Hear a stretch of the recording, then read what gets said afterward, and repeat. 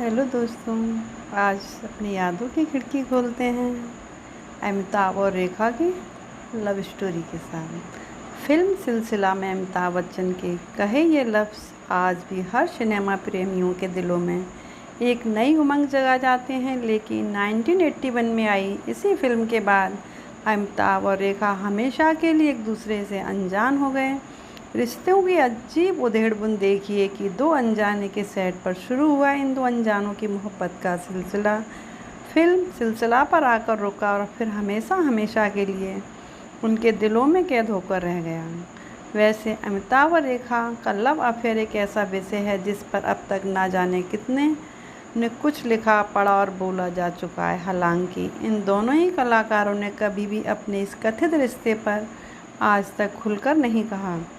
Media reports की माने तो अमिताभ और रेखा के बीच प्रेम का अंकुर 70 के दशक में फूटा था। उस समय तक अमिताभ की शादी जया भादुड़ी से हो चुकी थी और फिल्म दो अनजाने की शूटिंग में व्यस्त थे। इसी फिल्म के सेट पर रेखा और अमिताभ की मुलाकात हुई थी, जो धीरे धीरे नज़दीकियों में बदल गई।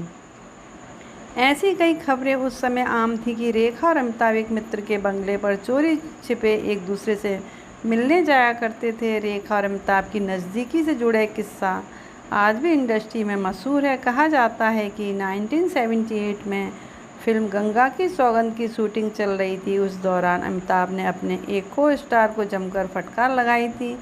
बताया जाता है कि एक को स्टार रेखा से ठीक ढंग से व्यवहार नहीं कर रहा था, जिससे चिढ़कर अमिताभ ने उसे जमकर लताड़ा था। इस घटना के बाद हुआ यह कि अमिताभ और रेखा के लव अफेयर को लेकर लोगों में तरह तरह की बातें होने लगीं, मीडिया में खबरें छपने लगीं। यही नहीं, इंडस्ट्री में भी अफवाहों का बाजार गर्म हो गया। एक तरह से को स्टार को डांटना अमिताभ को भारी पड़ गया था। हालांकि अमिताभ और रेखा दोनों ने इस पूरे मसले पर उस दौरान चुप्पी साध ली और कुछ कहने से परहेज किया। बहरहाल अमिताभ और रेखा के अफेयर को लेकर चल रही बातों को दो घटनाओं से और अधिक बल मिला था। हुआ कुछ ऐसा कि ऋषि और नीतू की शादी में रेखा सुहागिनों की तरह तैयार होकर माथे पर सिंदूर लगाकर पहुंची थी। रेखा का ये रूप देख हर शख्स चकित रह गया था। सबको यही लगा था कि रेखा अपने माथे पर अमिताभ के नाम का सिंदूर लगाकर इस शादी में पहुंची है। रेखा सिर्फ यही नहीं रुकी बल्कि उस शादी में मौजूद अमिताभ से उन्होंने काफ़ी देर तक बातचीत भी की। कहते हैं इस दौरान खुद को मजबूत दिखा रही जया इतना भावुक हो गई कि वह फूट फूट कर रोने लगी। वही सिलसिला के डायरेक्टर यश चोपड़ा ने भी एक इंटरव्यू के दौरान इस बात को माना था कि अमिताभ और रेखा रिलेशन में हैं। बहरहाल इस रिश्ते को असलियत जो भी हो, लेकिन कहा अब भी यही जाता है कि रेखा आज भी अमिताभ के नाम का सिंदूर लगाती हैं। हालांकि खुद उन्होंने इस बात की सफाई कभी देना ज़रूरी नहीं समझा।